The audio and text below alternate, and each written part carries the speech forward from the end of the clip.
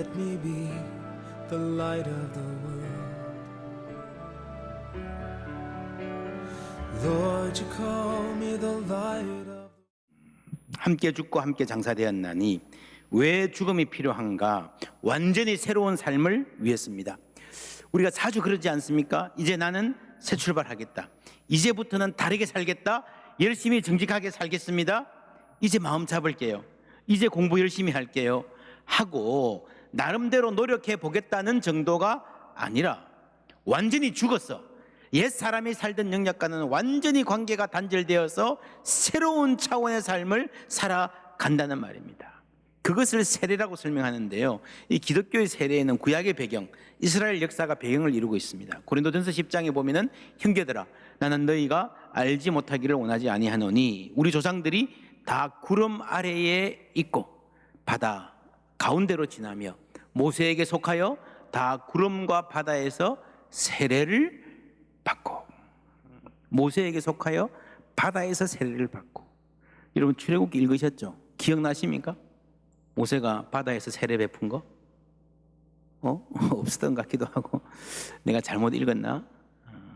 그게 아니고요.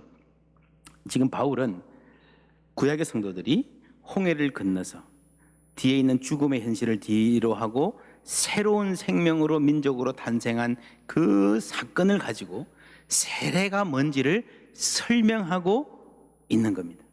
홍해를 건넌 사실을 세례에 비유하고 있는 것입니다.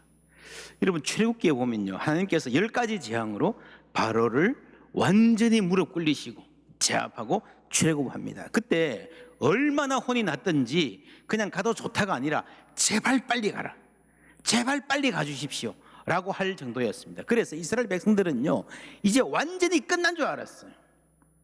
그런데 가다 보니까 저기서 말들이 달려옵니다.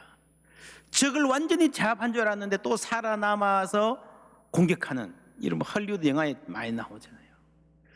나는 그 옛 습관, 옛 제약 완전히 버린 줄 알았는데 아직도 나를 지배하려는 그 못된 습관이 있는 경우. 여러분 저기서는 군대가 쫓아오고 앞에는 홍해가 있습니다. 벗어날 길이 없어요. 뒤에는 바로의 군대, 앞에는 홍해 바다.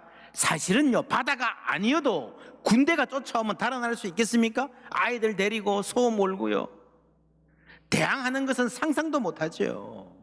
그러니까 인간의 생각으로 보면요 100% 죽은 겁니다. 그 바다는 죽음의 바다예요. 이제 남은 일은 죽어서 저 바다를 피로 물들이고 이제 시체로 떠오르는 일밖에 남지 않았습니다. 민족의 멸망. 그런데 거기서 홍해의 기적이 일어났습니다. 홍해는 본래 멸망의 바다, 죽음의 바다, 민족이 한꺼번에 몰살할 비극의 바다가 될 줄 알았는데 구원의 노래를 부르는 바다가 된 거예요. 거기서 이스라엘 민족의 신앙, 그 새 생명이 탄생한 겁니다. 여러분 죄와 사망이 우리를 쫓아오는 이 싸움, 죄가 사망이라는 무기를 들고 전속력으로 달려오는 우리를 겨누어오는 이 상황은요 둘 중에 한쪽이 죽어야 끝나는 겁니다. 그래서 하나님이 한쪽을 죽이셨어요. 구약에서는 바로의 군대를 바다에 수장하셨어요. 그런데 신약에 와서는요 둘 중에 하나가 죽어야 끝나는 이 관계에서 그 아들 예수를 죽게 하신 것입니다. 그리고 그 아들 예수와 함께 우리가 죽었다라고 말씀하시는 거예요.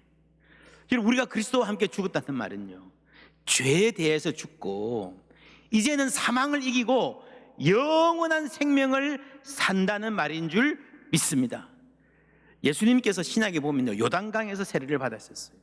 왜 하필 요단강인가? 요단강이 경치가 좋고요 뭐 영적인 일을 하기 좋은 그런 입지인가? 아니에요. 여러분 가보세요. 요단강 진짜 그 근처가요 굉장히 허접해요.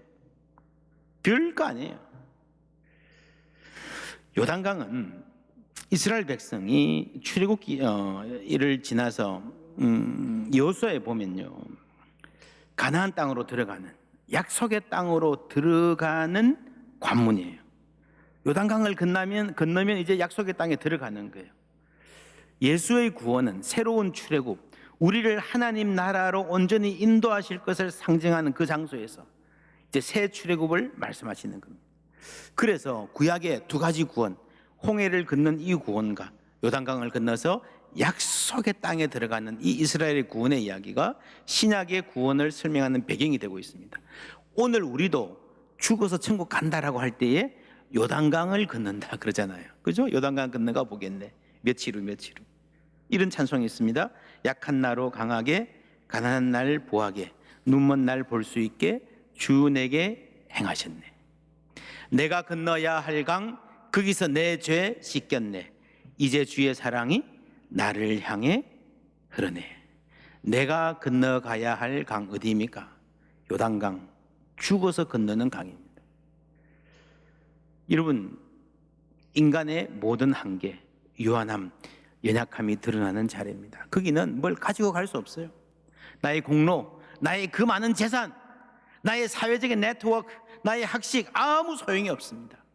벌거벗은 몸으로 내가 지은 모든 죄의 결과를 마주해야 되는 강입니다. 심판의 강이고 죽음의 강이고 멸망의 강입니다. 그런데 거기서 내 죄가 씻긴 거예요. 거기서 내가 다시 태어났습니다. 새 생명이 시작되었습니다. 이제 주의 사랑이 나를 향해 흐르네. 여기서 이제는 언제입니까? 여러분, 죽고 나서입니까? 천국 가서입니까? 아니죠. 우리는 이미 그리스도 안에서 그 요단강까지 가서 죽음의 직전까지 그 자리까지 가서 죽음을 그리스도와 함께 경험하는 거예요. 그래서 나는 죽고 예수로 사는 거예요. 세례받은 사람은, 예수를 믿는 사람은. 이제 주의 사랑이 나를 향해 흐른다는 말은 우리가 이 땅에 살면서 이제는 그리스도의 사랑으로 살아간다는 말입니다. 6장에서는 이 죽는다라는 말을 하면서 죄에 대하여 죽는다고 했는데 7장에서는 법에 대해서, 율법에 대하여 죽는다라는 말을 합니다. 1절부터 3절까지 함께 읽습니다. 형제들아, 내가 법 아는 자들에게 말하노니 너희는 그 법이 사람이 살 동안만 그를 주관하는 줄 알지 못하느냐. 남편 있는 여인이 그 남편 생전에는 법으로 그에게 매임받으나 만일 그 남편이 죽으면 남편의 법에서 벗어나느니라. 그러므로 만일 그 남편 생전에 다른 남자에게 가면 음녀라. 그러나 만일 남편이 죽으면 그 법에서 자유롭게 되나니 다른 남자에게 갈지라도 음녀가 되지 아니하니라. 네, 죽는다는 말은 모든 속박의 관계가 끝난다는 말입니다. 아무리 많은 빚을 져도 죽고 나면 없어지죠. 받을 수가 없죠. 죄가 있어도 죽고 나면 공소권 없음으로 결정이 나고 수사가 종결됩니다. 오늘 바울은 결혼 관계를 예로 들어 말합니다. 여러분, 결혼 그러면 무슨 장면이 떠오르십니까? 화려한 결혼식, 웨딩 마치, 신혼여행 맞습니다. 첫 아이를 낳아 안았을 때의 기쁨 맞습니다. 그러나 하루 종일 아이 보느라 지치고 숨막히는 생활, 집값은 자꾸 오르고 옮길 데는 없는데 전세는 비우라 그러고 이리저리 뛰어다녀야 했던 날들, 혹은 배우자 중에 한 명이 아파서 간병해야 하는 수고, 그거는 나을 일인지 모릅니다. 상대방에게 상처받아서 실망해서 내가 왜 이 결혼을 했나, 내 인생이 왜 이리 어두운가 눈물 짓는 날들, 그런 것 또한 모두 여러분 결혼에 포함되지 않습니까? 바로의 추격은요, 열재앙으로 끝나지 않았습니다. 여러분, 장자들이 다 죽고 제발 빨리 가주세요 그랬으면요 안 올 것 같잖아요. 근데 죄와의 관계가 그렇게 끝나지 않는다는 거예요. 바로의 군대가 통째로 수장이 되어서 시체가 되고 난 다음에야, 죽은 다음에야 막을 내렸습니다. 그 후에야 새 생활이 시작된 거예요. 죽어야 끝나는 이 고통스러운 현실, 그 지긋지긋한 지배자가 누구인가? 6장에서는 죄라고 말하는데요, 7장에서는 율법이라고 말합니다. 그래서 여러분이 7장이 좀 어렵습니다. 죄는 나쁜 것이지만 율법은 좋은 것 아닌가? 맞습니다. 12절에 보면은 이로보건대 율법은 거룩하고 계명도 거룩하고 의로우며 선하도다 했습니다. 선합니다. 본질적으로 선한데 그 자체로는 좋은 것인데 왜 나쁘게 작용을 하는가? 여러분, 선한 일, 도와주려고 한 일이 오히려 문제를 시키는 것을 보았습니까? 약을 처방했어요. 근데 지병이 있는 것을 모르고 처방했어요. 그래서 그 약을 먹고 몸이 완전히 망가졌습니다. 그 약 자체는 선한 거예요. 선한 의도예요.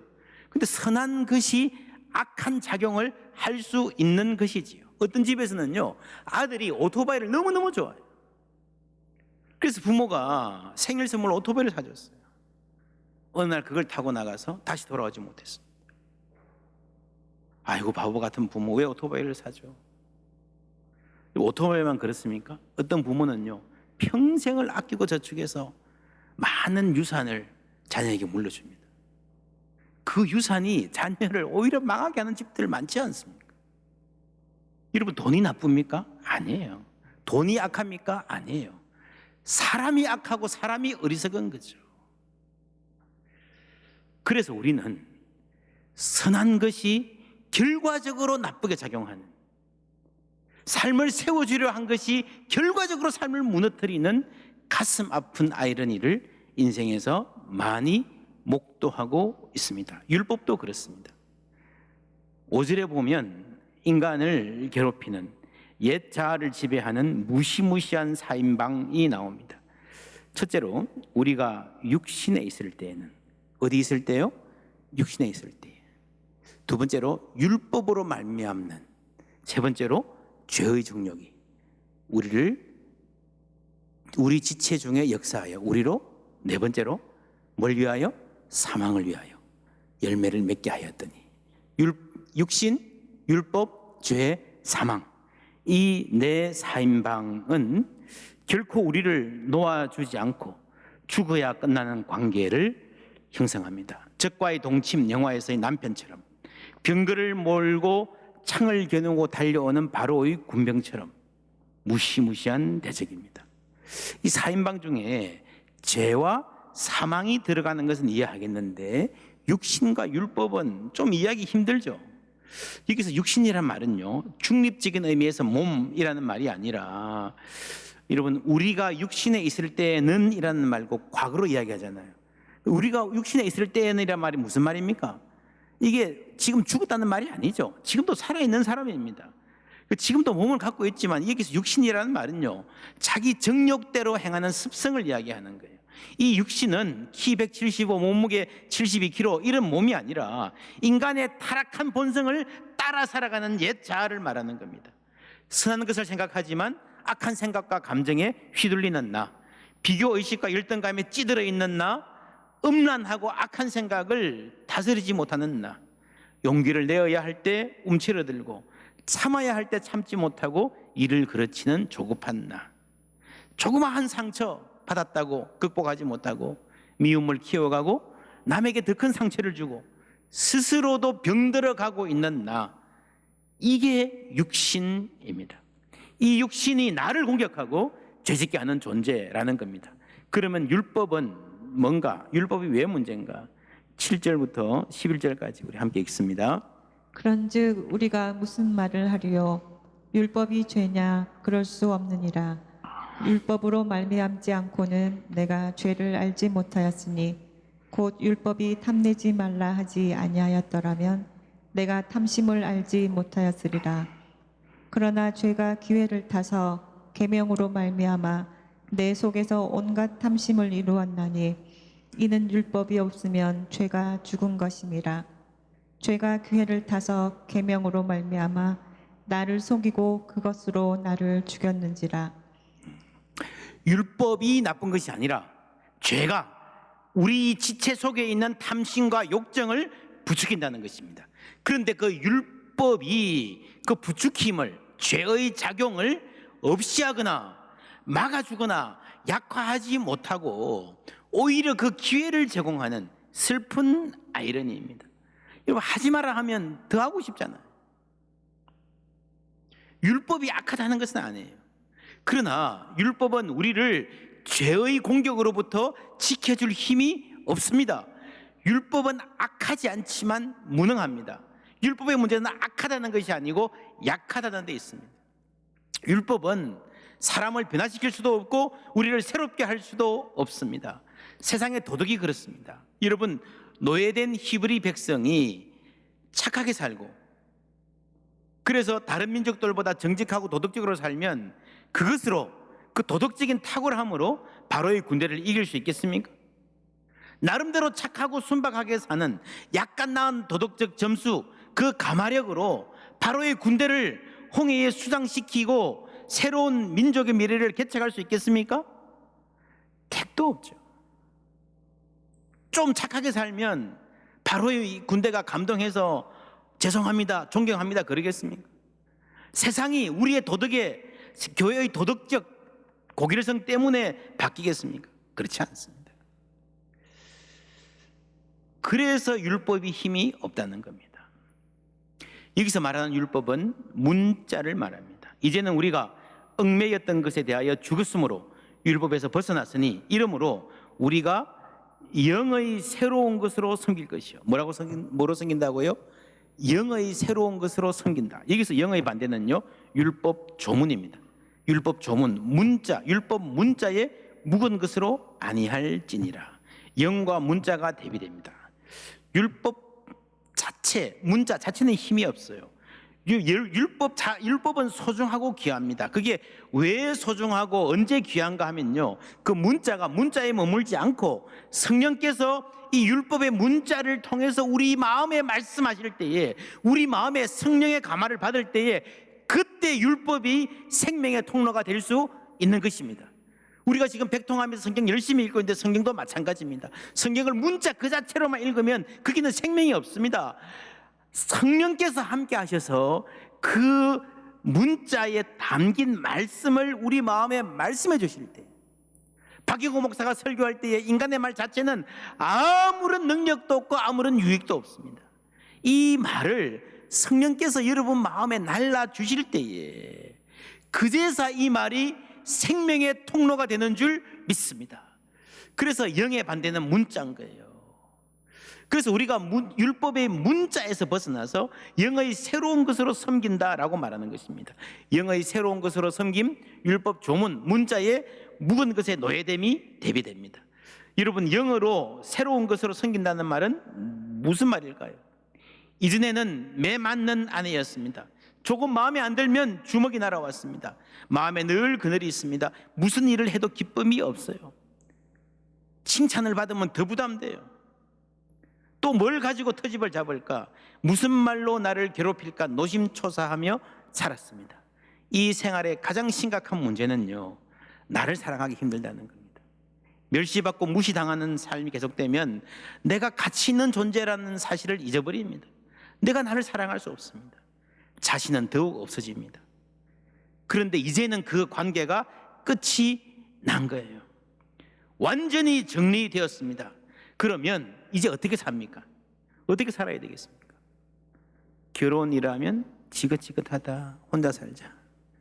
세상 남자들 다 도둑놈이야, 속지 말자. 그렇습니까? 아니에요.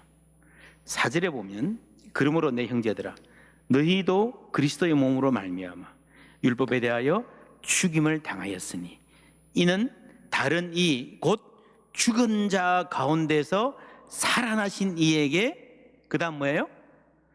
가서가 무슨 말이에요? 시집간다는 말이죠. 새 신랑 만나서. 그 새 신랑이 누구예요? 죽은 자 가운데서 살아나신 이 누굽니까? 예수 그리스도. 할렐루야. 그럴 때에 하나님을 위하여 열매 맺는 삶을 살 수 있는 거예요. 새로운 신랑 만나면 여러분 뭐가 바뀌는가? 여러분, 예수 믿으면 뭐가 좋아요? 죽어서 천국 가죠. 그게 전부입니까? 아니에요. 이 땅에서도 많은 복이 있는데 그 복의 1번이 뭔지 아세요? 예수 믿고 사는 삶의 가장 큰 복이 뭔가 하면요, 여러분, 그런 찬양 있잖아요. 당신은 사랑받기 위해 태어난 사람. 이 노래 들으면 어떤 느낌 드십니까? 아, 그래, 내가 사랑받기 위해 태어난 사람이지. 내가 지금도 사랑받고 있지. 그런 느낌 드십니까? 혹시 아이고 뭐 그냥 하는 말이지, 사랑받기 위해 태어나는 것은 뭐 저기 돈 많은 사람, 돈 잘 버는 사람, 공부 많이 하는 사람, 팔자 좋은 여자들 이야기지 뭐 내 이야기겠어, 그러십니까? 이 말을 듣고 내가 진짜 사랑받고 있다는 것을 아는 게 하나님의 은혜인 줄 믿습니다. 그게 여러분 예수 믿고 가장 행복한 거예요. 내가 사랑받는 존재라는 걸 아는 것. 여러분 옆 사람 얼굴 한번 봐주시겠습니까? 옆 사람이 사랑받는 존재로 보이십니까? 예, 한번 말씀해 주십시오. 당신은 사랑받기 위해 태어난 사람입니다. 예, 성령께서 우리 마음에 이 마음 주시기를 원합니다. 예수 믿으면요, 예수 알면요, 내가 사랑받는 존재라는 게 믿으시는 거예요. 왜요? 이제 주의 사랑이 나를 향해 흐르기 때문입니다. 흐르고 흐르면 그 사랑이 어디로 갑니까? 나한테 꾹꾹 눌러서 채우고 있습니까? 아니에요. 나에게서 또 흘러가는 거예요. 그래서 우리가 예수를 믿으면요, 그 주의 사람이 복받는 줄 믿습니다. 주의 사랑이 나에게 와서 흘러가기 때문에 여러분 자녀들이 사랑의 사람으로 자라게 될 줄 믿습니다. 새로운 남편을 만났어요. 어떻게 살아요? 옛날에 밥하고 빨래하고 남편 옷 다리고 그랬는데 새로운 남편 만났으면 안 하고 그냥 맨날 음악만 듣고 살까요? 아니에요. 지금도 합니다. 이전에도 섬겼고 이제도 섬깁니다. 여러분 예수 믿는 삶이 사실은 겉모습만 보면요, 예수 믿기 전에 삶하고 비슷해요. 예수 믿기 전에도 출근해서 일했고, 그죠? 예수 믿고 나서도 공부해야 되고 빚 갚아야 되고 일해야 되고요. 차이는 이제는 기쁨으로 섬긴다는 사실에 있습니다. 두려워서 섬기는 게 아니라 내가 사랑하는 사람을 위해서 섬기니까요, 된장찌개 하나를 끓여도 기뻐요. 옛날에는 어떻게 하면 이게 야단 안 맞을까, 이게 아니라 어떻게 하면 더 맛있게 해서 신랑을 기쁘게 할까 하니까 여러분 요리가 즐겁고 하루하루가 즐거운 거예요. 옷을 다리면서도 노래를 부르는 거예요. 그러다 보면 어떤 일이 생기는가 하면요, 먹어보면 내가 요리를 이렇게 잘했나? 여러분 사랑을 하면 실력이 늘어납니다. 예수를 믿으면요, 예수를 믿으면 이 사람의 잠재력이 개발됩니다. 하나님이 나를 사랑하는 줄 알고 내가 나를 보는 눈이 뜨여지기 때문에 눈먼 날 볼 수 있게. 그러니까 여러분 자녀들 손자 손녀들 위해서 기도할 때도 예수님 사랑을 알게 하여 주시옵소서. 그럼 자기를 사랑하고요, 자기 삶을 잘 살아가게 되어 있습니다. 약한 나로 강하게, 가난한 날 부하게. 가난이 그 자부심을 망가뜨리지 못하는 거예요. 열등감에 찌들린 내가 스스로를 사랑할 줄 알게 되고, 혹 버림받지 않을까, 혹 무시당하지 않을까 두려워하던 내가 자신감을 회복하고, 돈 몇 푼 붙잡고 이거 놓치면 죽는다 하고 핏발성 눈으로 움켜쥐려고만 했던 내가 이제는 조금씩 나눌 줄 알고 그렇게 살아가는 거예요. 이것이 바로 주의 사랑이 나를 향해 흐르기 때문에 가능한 일인 줄 믿습니다. 깊은 강에서 주가 나를 일으키셨도다. 여러분 이 강은요, 죽음의 강, 멸망의 강이었습니다. 이스라엘에게 홍해는 죽을 수밖에 없는 자리였습니다. 그런데 바로 그 자리에서 그들은 구원의 노래를 부르는 은총을 입었습니다. 구원의 노래 부르리 예수 자유 주셨네. 예수 자유 주셨네. 여러분 이 자유의 기쁨으로, 이 사랑으로 주님을 위한 열매 맺으며 살아가는 우리 모두 되시기를 하나님 사랑으로 예수 그리스도 이름으로 축복합니다.